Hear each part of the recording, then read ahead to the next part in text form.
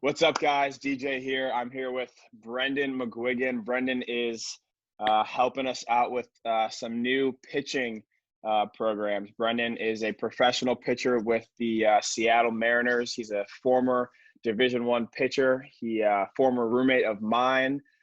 He's an online pitching trainer and an awesome dude. So, Brendan, I'm going to let you kind of introduce yourself and just tell me a little bit about yourself so everyone can get to know you a little bit. Yeah, I appreciate it. Thanks for having me. I'm happy to work with you guys. Like you said, we were college teammates, played at the University of Richmond. I'm from Austin, Texas originally, and I was an undrafted free agent signed with the Seattle Mariners last summer. So that's my story in a brief nutshell right there. Cool. So whenever we kind of bring someone on, a lot of guys are always interested in recruiting stories. A lot of our clients are, aspiring college baseball players, aspiring Division I baseball players. And I think it always helps for people to share their recruiting stories. Do you have a special recruiting story, how you got to Richmond, and kind of elaborate on that? Yeah, definitely. So I was very much a late bloomer. Like my freshman year of high school, I was like 5'4", 130 pounds. Like my dad likes to joke I was built like a butterball turkey. Like I was just a chubby kid. Like was bad body All-American, not projectable, nothing.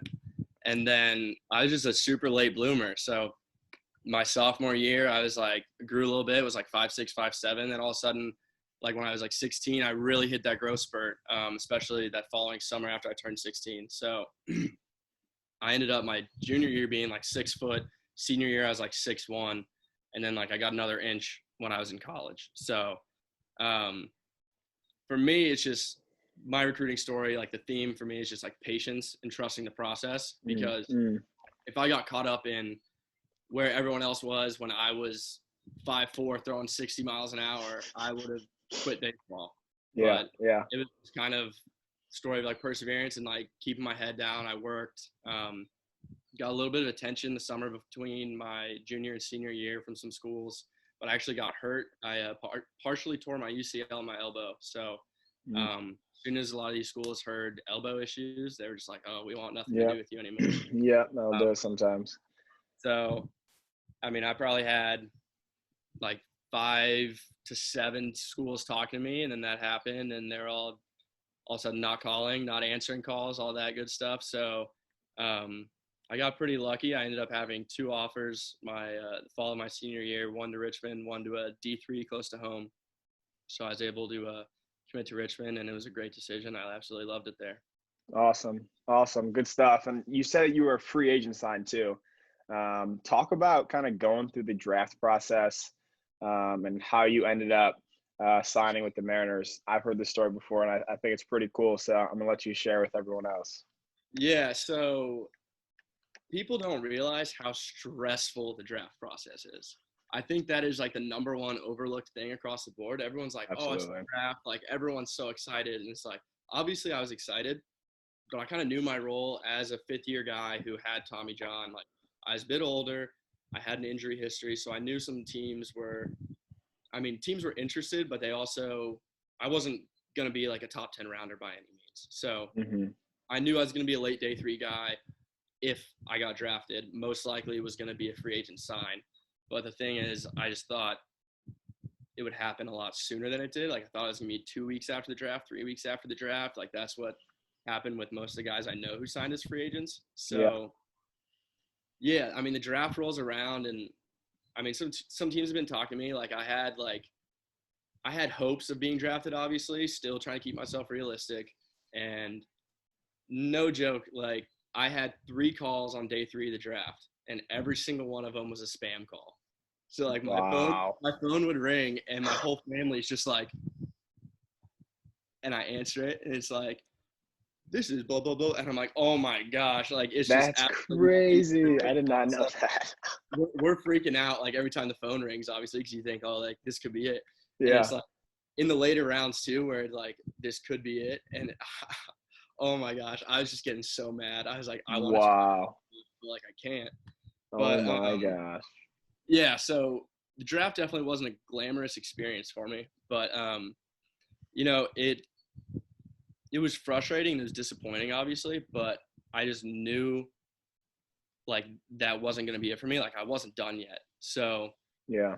I still had hope that obviously that I was going to get signed a couple weeks after the draft, and like week after week went by and teams were like, oh, like we need one more week to figure out numbers, and like, oh, send us this more information, whatever.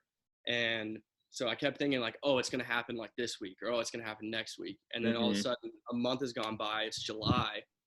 I'm like, I can't just sit at home anymore. I can't just work out and throw a bullpen. Yeah. Because I was like, at this point, even if I do get signed right now, I haven't faced a hitter in 6 weeks. So like I won't even be in a good position when I get there. Yeah. So I ended up going back to the Northwoods League, where I played the previous 2 summers. So went back for a 3rd year in the Northwoods with the Lakeshore Canucks again. And I played there for a month. The beginning of August, I got picked to be in the Major League Dream Showcase there.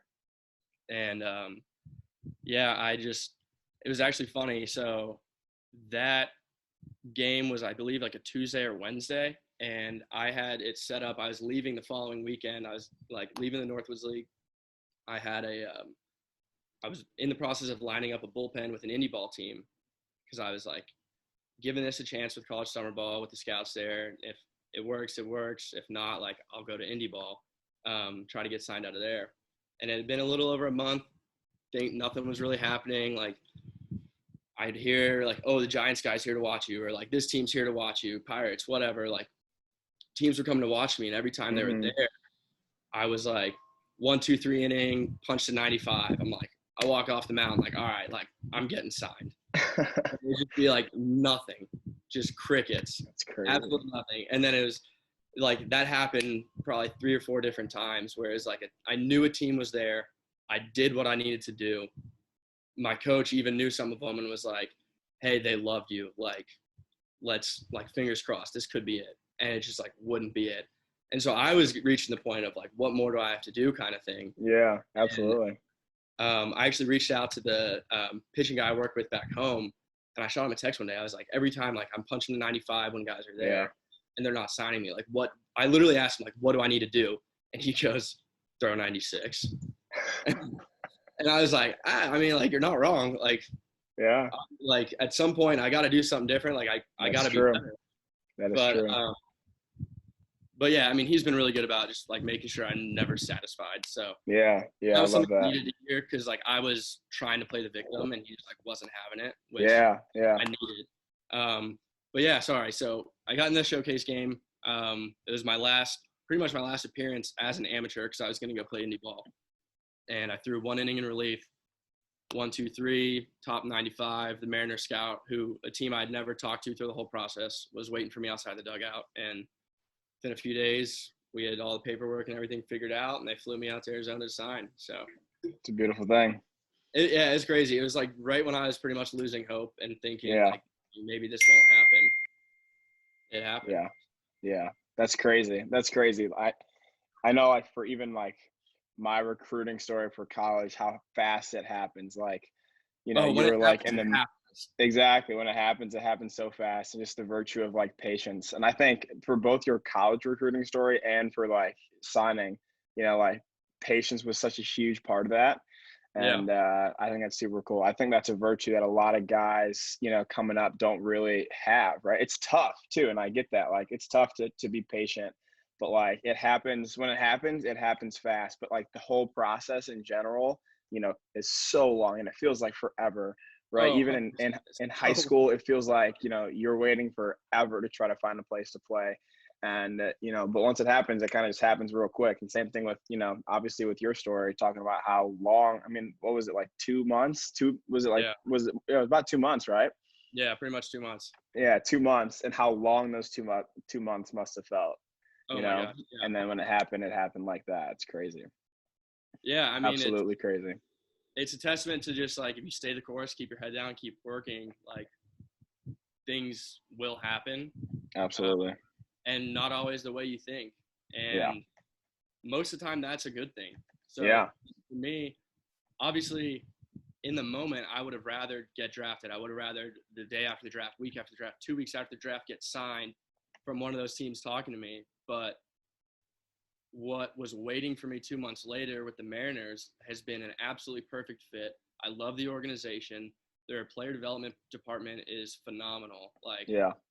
I've grown so much just from my short experience so far with them, and they're like on the forefront of all the new age like technology, data driven approach, all Yeah. that. So it's Yeah. been such a good fit, and I couldn't imagine being part of another organization. So That's awesome. in the moment, it's so hard to like keep that big picture mindset because you want Mm-hmm. like that guy just signed, that guy got drafted, I'm just as good, I think Yeah, it's better, all that. absolutely. You want to play the comparison game, but that might have been just like the good fit for them. That doesn't mean it's going to be a good fit for you.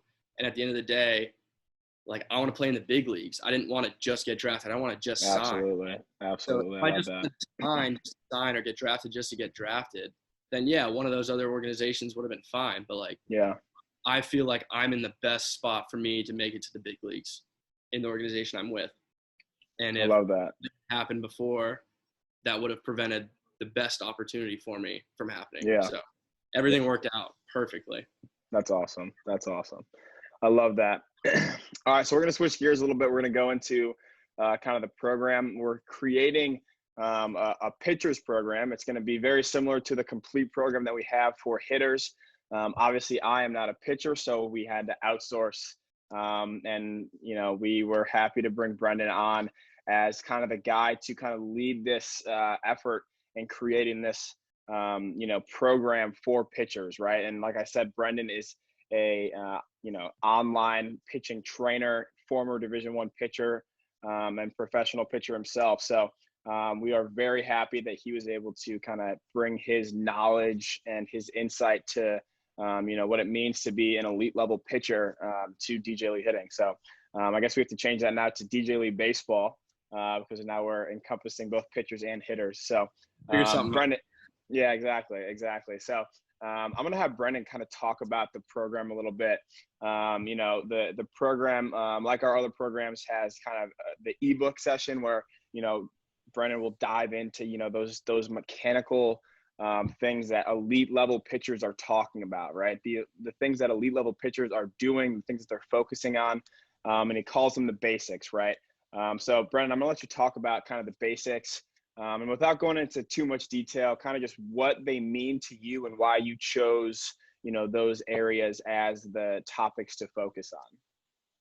Yeah, so like with the basics, I mean, obviously everybody has their individual style of pitching. Everyone has their own wind up, their own motion. There's Yeah, such individuality about pitching. Same thing with the swing, honestly, with hitting, where like there's a absolutely. few key things that like you should do and need to do and that Yep. are Yep. important. The overall look of it is going to be so different person to person. So I just kind of talk about how, yes, there's that individual aspect and like whatever's comfortable for you, and there's different styles, but at the same time, there's certain things that happen on the mound. And there's certain things your body should do to throw hard, move efficiently, and stay healthy, which is what Absolutely. everybody wants to do on the mound. Yeah. So, yeah, I think a lot of people, especially in high school, they have like these vague mechanical cues thrown out to them like all the time, like in a game. It happens in college too sometimes, depending on the like where you're playing. But all the time you'll have like, oh, like stay back, or like get in your back leg, stay in your backside, stay closed, like all these like things where it's sounds like the coach is trying to help and like they think they're helping, but for a player, you're like, what does that even mean?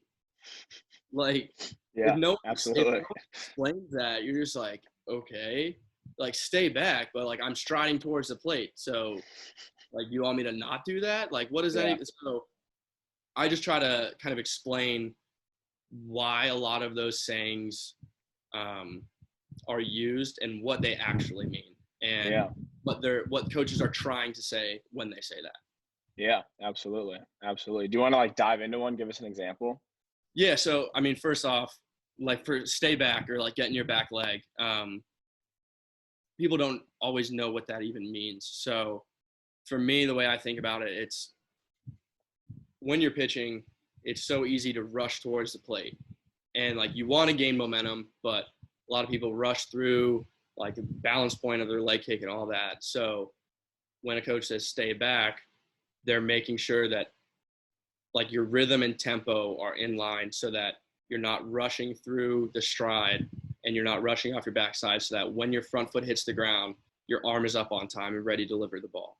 Mm-hmm. So there's a saying that floats around. I actually don't know who started it, but like a lot of pitching guys on social media talk about it, and it's everything's Mozart until the front foot hits the ground, then it's Metallica. Because and I love it. It's perfect. I absolutely love it. You want to be smooth, fluid, and just like nice and easy, but then once your front leg hits the ground, it's freaking time to go, and that's when you're violent. That's when it's max effort, time to freaking go. So a lot of kids at all levels, honestly, will try to create that velocity too early and jump off their back leg, rush off their back leg, and not take into account the fact that you need your body to do more than that. Yeah. And the sequencing that needs to happen so that once your front foot hits the ground, it can be Metallica time. It can be time to be violent and go, and you'll be in a healthy, strong position when that time comes. Yeah. Yeah. That's awesome. I mean, I learned something new right there. It's pretty cool. Yeah, I love that saying. I mean, it's all smooth. It's all rhythm. And then once it's go time, it's go time. You're violent. You're, doing what you got to do. I love that. So I know just like being your teammate, right, and watching you play, watching you prepare, it always seemed like you like knew what you were doing. And I, as a hitter, and I don't know if any other hitters out there can kind of like agree with me here, but we watch pitchers, right, especially pitchers like you, Brendan, who like have these routines and they're walking up and down like this, and we're like, having no idea what they're doing, right? But it seems like you guys are always following a plan, right? Especially once you like see high level pitchers, right? So I kind of just want to give you an opportunity to talk about like the importance of having a plan, right? And part of this, complete program, right? The program itself is the plan, right? And why it's important to, have a plan and, the aspects kind of a plan that you would create for, people who are interested in a program like this. Yeah, definitely. I mean, to me, a plan is almost everything. Like it is, I can't even put into words the importance of having a plan, especially in the high school level when most schools aren't putting in an effective plan in the first place. Yeah. Like yeah.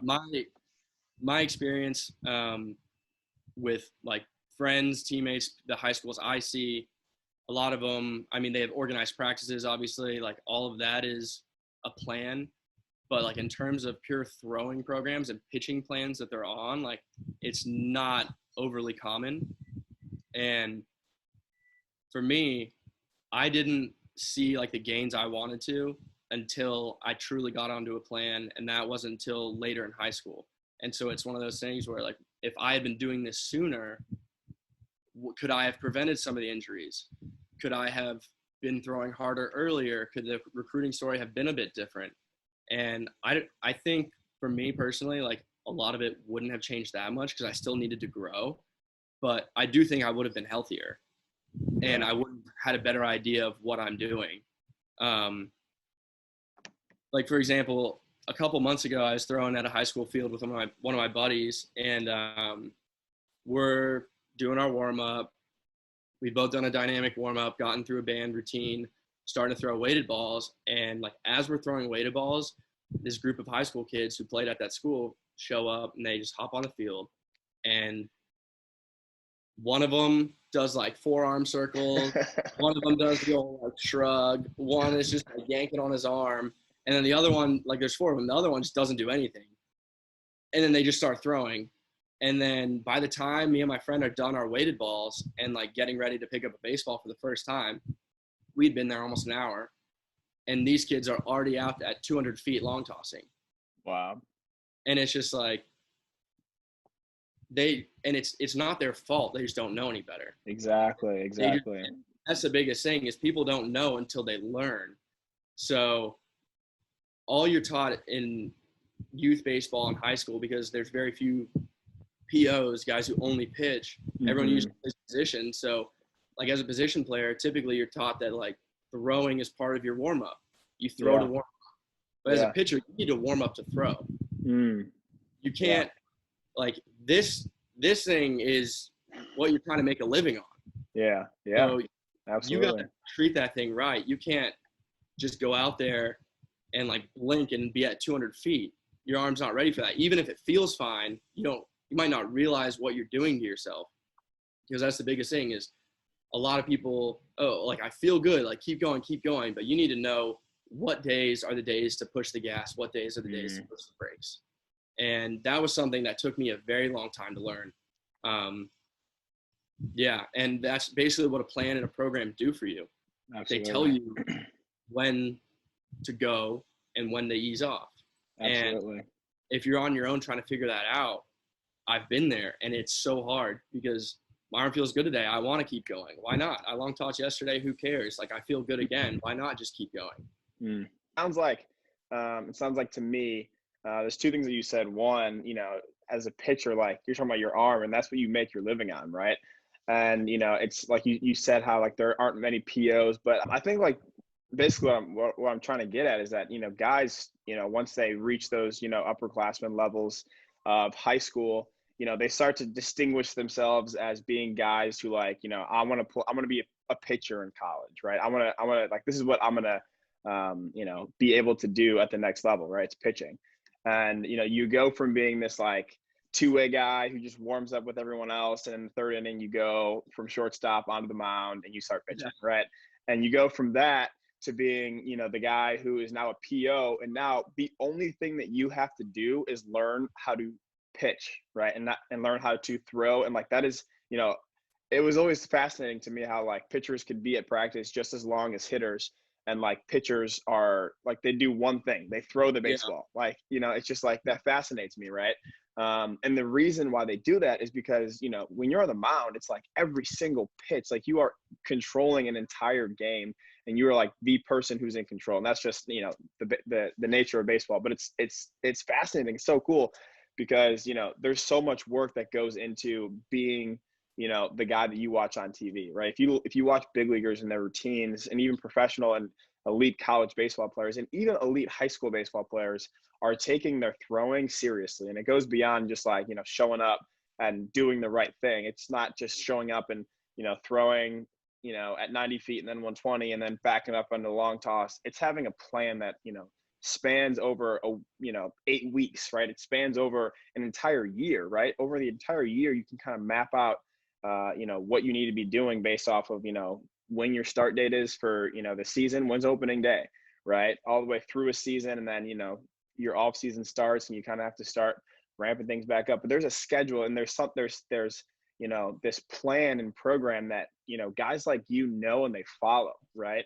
And like you said, it's just like, it's not the fault of the high school kids who don't know any better, right? They just don't know any better, right? And you haven't been taught. You can't fault someone if they haven't been shown. So exactly.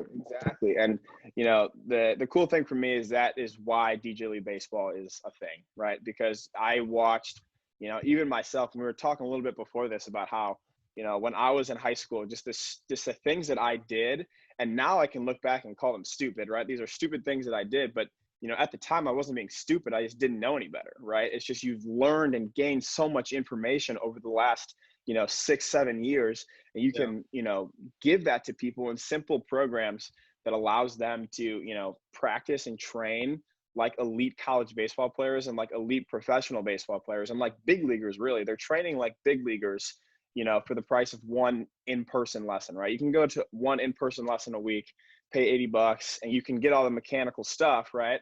But for a program that spans over 8 weeks and allows you to do the things and train the same way that elite players are doing. So I love how well like what you said fits into like what we're trying to do, right? So I'm gonna let you kind of talk about the different pieces of a program, the pieces that go into having a plan, and kind of the pieces that go into the program that you've written for DJ League baseball, right? So the first thing I think is just like the warm up, right? Like, what does a warm up look like? You talked about how you were there for 45 minutes to an hour before you really started playing catch with someone. What do you do? What does that look like, and why is it important? Yeah, so like I said before, like as a pitcher, you need to warm up to throw. You just can't roll out there and throw to warm up. Like there Yeah. has to be more. You have to prep your body. You have to prepare yourself for what you're about to do. And you have to really just approach it as like this throwing, even if I'm only going to actually be throwing a baseball for 20 minutes, this is my skill work for the day. So like every throw, every rep needs to be as perfect as I can make it, and has to have a purpose and needs to like have a goal that I'm trying to accomplish.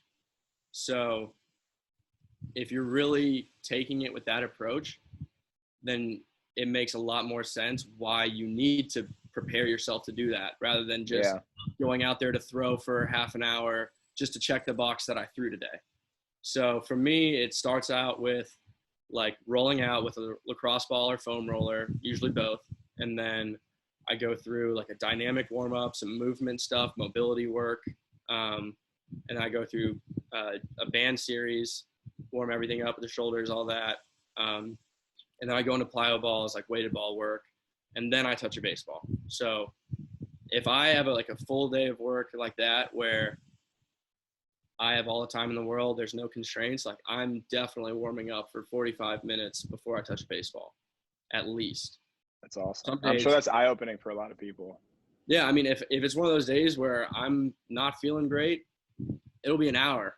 And a lot of times, especially like on bullpen days too, I'll throw in, like mix in there after the band work, I'll do med ball work into a wall to like really like nail down my lower half patterning, what I want to be doing before I do my weighted balls and then go throw. So like reinforce it before I get on a mound. So, I mean, on those days, it's definitely taking longer. So, yeah. And I used to be the guy in high school who 3-arm circles, I'm long tossing foul pole, foul pole. I mean, that was me. And like you said, look back and like think about what you did. You like, I thought I was being smart. It was like, oh, like I need a long toss to build arm strength. Cool. I'll long toss 6 days a week. And it's like, in the moment, it was like, oh, my arm feels great. But like looking back, I was like, that was awful for me. Like I was a dude who would throw like 120 pitches in 7 innings, and the next day I'm throwing foul pole to foul pole. It's like, I just think back, I'm like, Brendan, what were you thinking? And I told myself like, oh, like I need a long toss, like flush my arm out. Which, I mean, yeah, you need to throw the next day to flush your arm out and like get it moving and break up the max effort thing. But yeah, it's just like, it's just one of those things I look back and I'm like, well, yeah, it makes sense that I got hurt. Like, honestly. Yeah. And that's another thing, so many people are so focused on, oh yeah, I need a throwing program. And this is kind of leading into the next part or the next question that I have for you, right? But, so many people think that, a program is going to make me throw harder, right? Which is true. But the second half of why you need a program is to make sure you don't get hurt, right? And you are a testament to that, right? And you talked about, in the beginning of our discussion here, you talked about how, you were, getting all these calls from Division I and college coaches. And, you had that injury and, calls, stopped coming in and, you wouldn't get, responses when you reached out to them, and it kind of narrowed down your decision-making for your college recruiting process. Right. So part of what we want to offer here in this program is not just, gaining velocity, but also, making sure we don't get hurt. So, that is the answer, I guess, to my next question, which is there are 2 types of programs in here, right? In this, complete program for pitchers, we have 2 types of programming, right? And I'm just gonna let you kind of talk about the 2 of them and why we need both. Yeah. So the first one is just a basic return to throwing program. As a pitcher, like you should take time off, whether it's a month, 2 months, whatever it may be for you. I typically take 3 weeks to a month off, just don't touch a baseball after the season. But when it's time to get back to throwing and you're trying to prepare for the next season that's coming, when I was in high school, at least, I would just first day throw to 90 feet, second day long toss as far as I could. And then after a week, I'd get on a mound, throw a bullpen. And then the next week I'm in a game. It's just like, all I would do is 2 weeks of throwing. I look back on that, and if I tried to do that right now, oh my gosh, like not only would I get hurt, but if I didn't get hurt, I would be so bad. Like you're telling me I'm trying to get guys out and throw hard and be effective, and I only took 2 weeks of throwing to do that. And I look back at the offseason I just had, and it was obviously my first professional offseason, but this was a 6-month offseason. And 3 months in, I didn't feel like I was ready to face hitters. You know what I mean? Because I was on a program that ramped me up gradually and different phases. So the first program that we have is the return to throwing program, so that you don't make the mistakes that I did, and you prepare yourself properly, give yourself some time for your arm to adjust to the stresses of throwing, and allow yourself to be prepared to get into a game or enter the next program, which I'll talk about in a second, because you don't want to just jump right into those things. Your arm is not going to be ready for it. You need to put yourself in the best position to succeed, both performance-wise and health-wise. So once you go through that return to throwing program, the next one is what I just called a Velo build program. So obviously, like the goal, like every pitcher wants to throw harder. I don't think there's a single pitcher on the planet who'd be like, oh, like I'd like to take a couple miles an hour off. Like that's just not a thing. Once you go through the return to throwing, your arm's going to be ready. It's going to be prepared to ramp up the intensity. And the Velo build is a longer program, and it's kind of getting you into the season. It's an off-season program. It's not an in-season program. And so it's alternating high and low intensity days, long toss to build arm strength, stretch it out. It's mound work. It's everything all in one. It's got plyo balls, weighted balls. It's everything you need. It's basically what I do, honestly. Like that's pretty much what it is. It wasn't very hard for me to write because I just, for the most part, no, that's like, the point of these.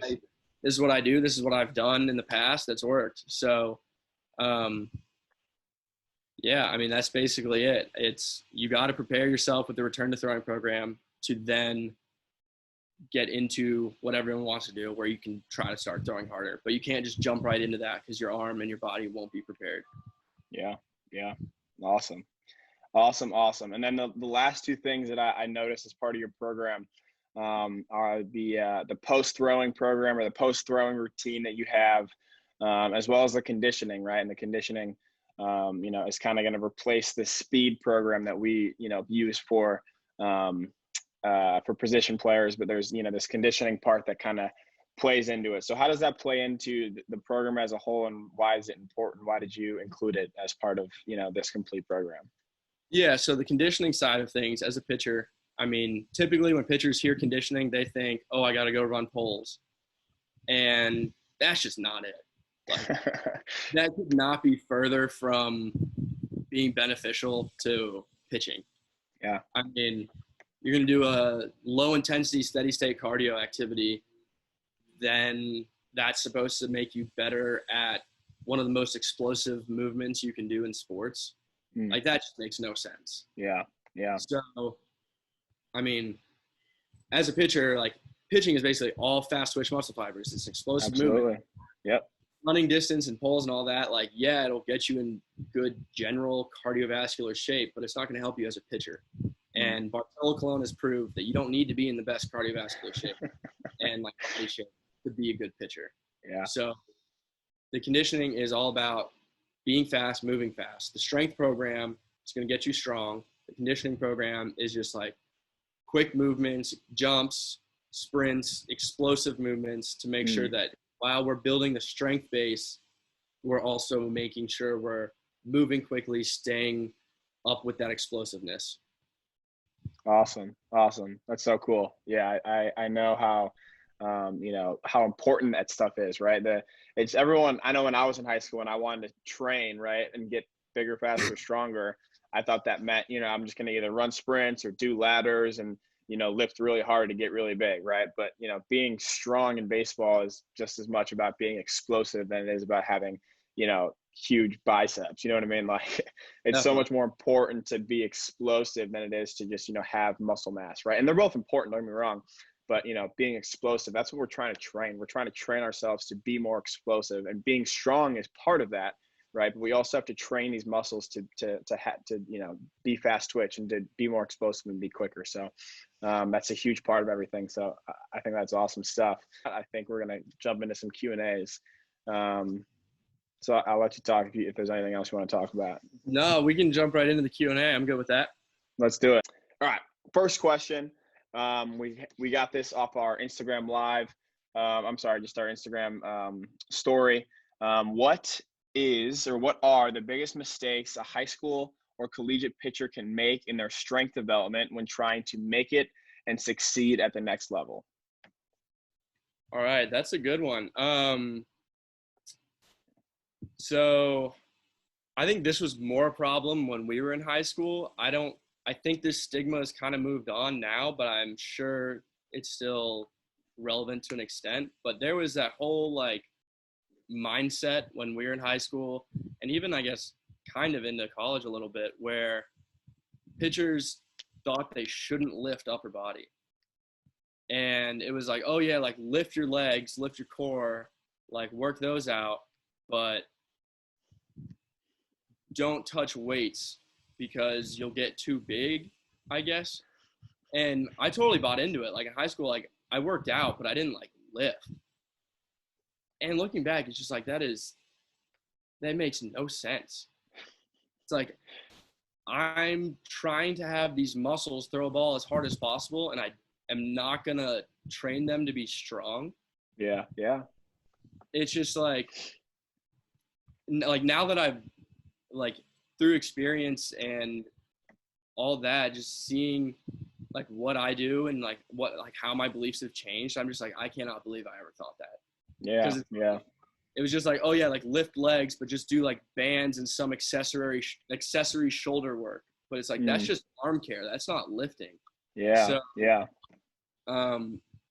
Just don't ignore the arms. Don't be scared to lift some arms. I mean, obviously don't go crazy and do like big old like clean snatch jerks, all that. Like, you gotta be safe about it. But I mean, the muscles in your arm, if they're stronger, they're going to produce more force, which means you're going to throw the ball harder. And if they're stronger, they're going to protect your joints and ligaments and tendons more. That's absolutely how I feel. So yeah, that's awesome advice. I know, I remember hearing a lot of things about baseball players should never, I don't even know, lift over their heads or like ever like do any sort of pull or pull-ups or pushes or anything like that.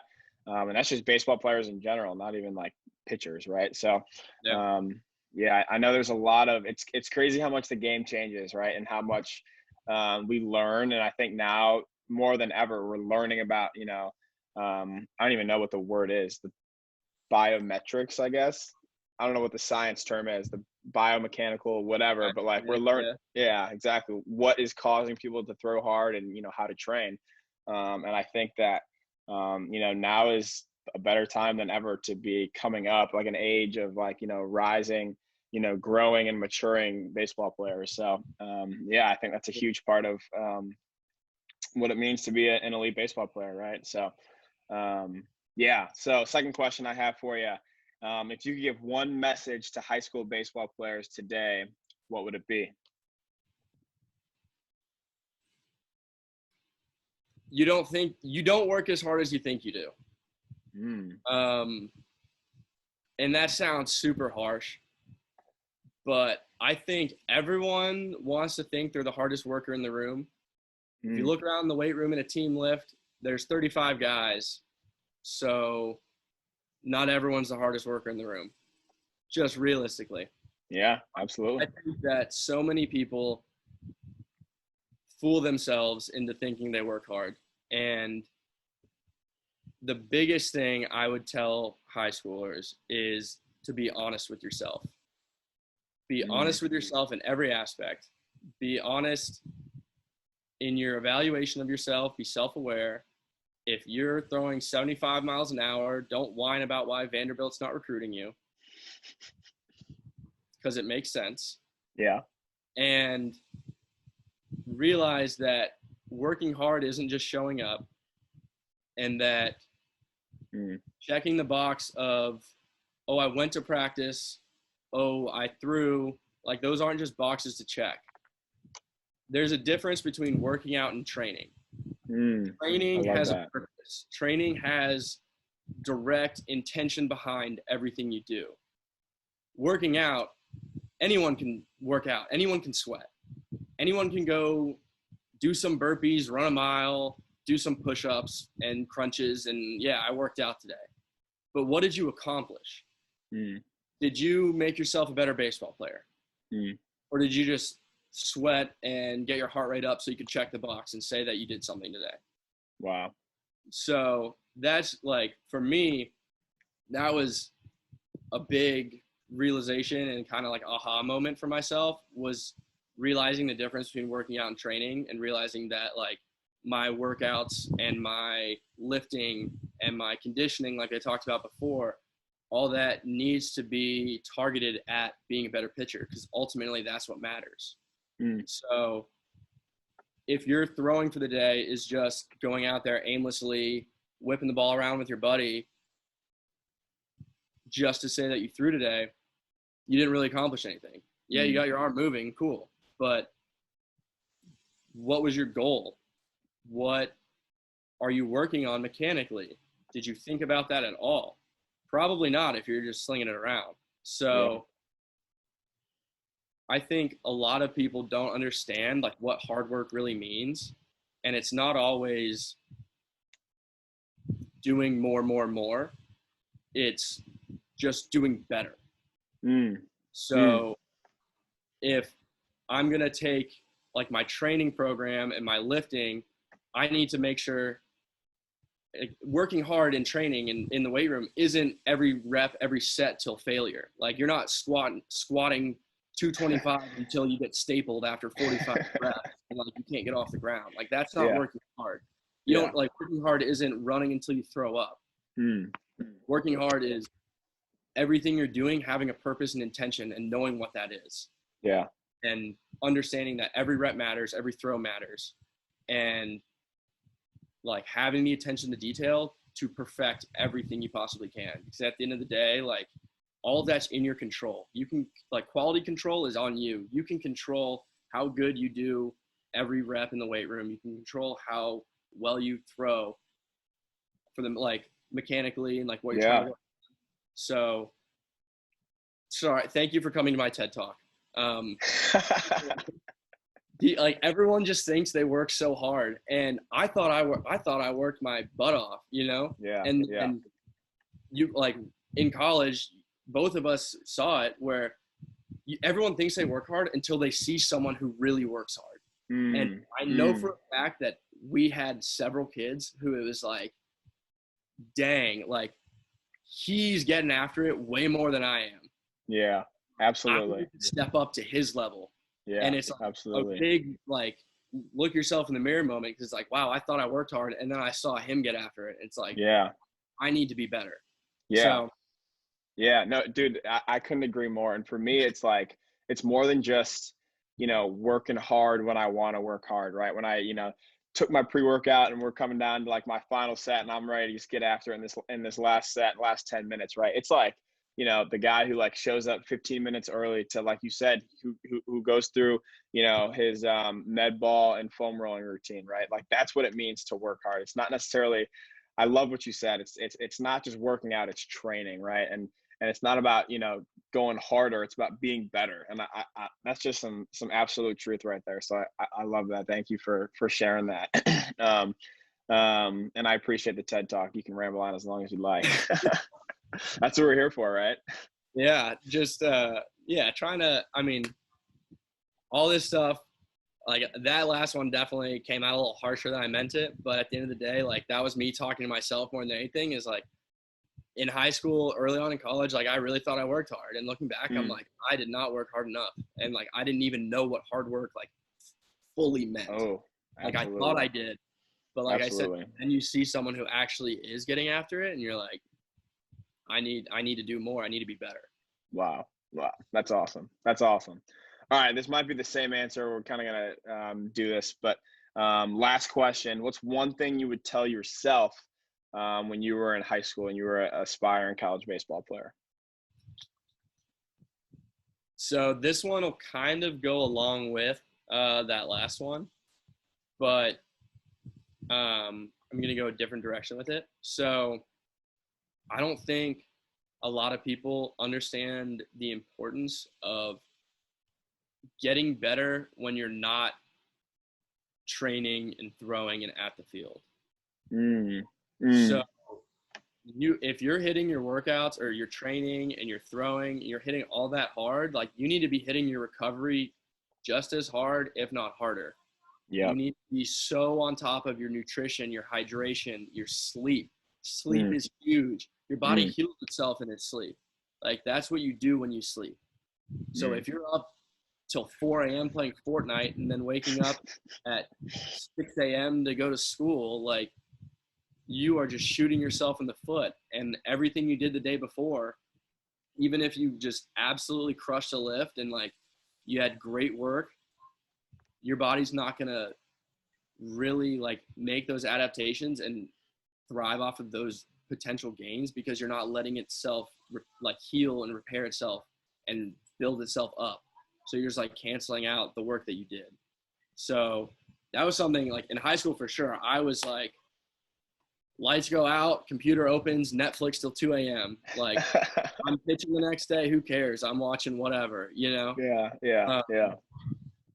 But that was the biggest thing for me is like understanding that there's so much I can do to make myself better. Obviously, like in the weight room, at the field, I can do all that. But if I'm not eating right, sleeping right, drinking right, staying on top of all those things, like your gains and the improvements you want aren't going to really show themselves and develop until you make the choice to do those things.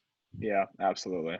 I love that. And I think in one of my programs, I talk about this, and it's about, what it means to be a 24-hour athlete. That's kind of how I talk about it. Sure. And, when you get to college and even professional baseball, like you are, as a professional baseball player, like there's a team, right? A professional private organization that has made an investment in you as a person, right? Not just you as a baseball player, but you as a person.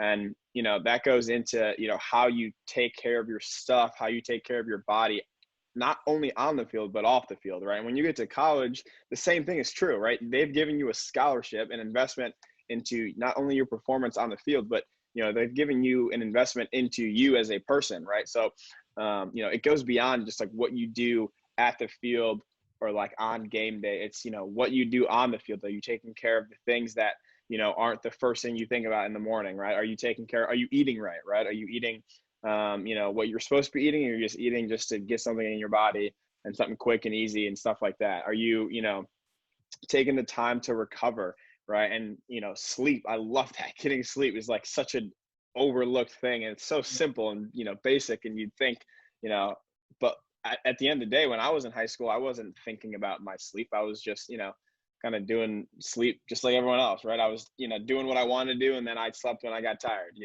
as opposed to prioritizing sleep, and making it part of who I am as a baseball player and who I am as someone who wants to get better at what I do. So I think that's a huge switch, just going from high school to college, is, this 24-hour athlete concept, right? And how much of your day has to be focused on, your end goal. And if your end goal is to be the best baseball player that you can be, there's so much that happens off the field that gets you to that goal, right? So I think that's awesome.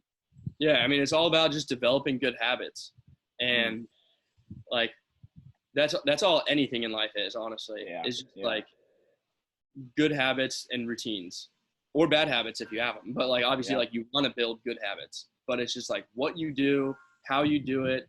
All of that is habitual. It's are you going to reinforce and build good quality habits of having a bedtime routine and getting enough sleep every night? Are you going to build the habit of drinking enough water throughout the day, eating well? Are you going to build the habit of throwing with the right intensity, doing the proper warm up? Same thing in the weight room, like warming up properly, not just walking in and throwing 225 on the bar and crushing some squats. Like, are you going to warm up, prepare yourself to do everything and do it to the best of your ability every single time? Yeah. All that is habits. That's all it is. So, like you said, I mean, as a 24-hour athlete, there's so much that happens. There's only so much that happens, rather, on the field and in the weight room, but most of it happens off the field. Are you going to get better when you're not at the field? Absolutely.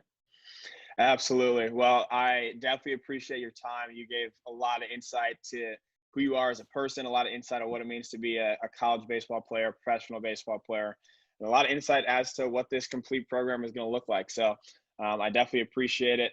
And we're definitely happy to have you on board with DJ Lee Hitting or DJ Lee Baseball, and definitely appreciate your time today. So I'll let you kind of sign off. Is there anything you want to say to the guys before we kind of take off here? I think they've heard enough from me, so I'm good. I mean, obviously, I appreciate you bringing me on board and appreciate you having me on. So I'm excited. I mean, at the end of the day, we're doing this to try to help kids get better and learn the stuff that we didn't know at that point. So absolutely, and that's what this is all about. So definitely hope you guys learned something. Hope you guys gained some insight as to who Brendan is and a little bit about what this program is going to look like. So appreciate you guys watching, and we'll see you guys soon. Later.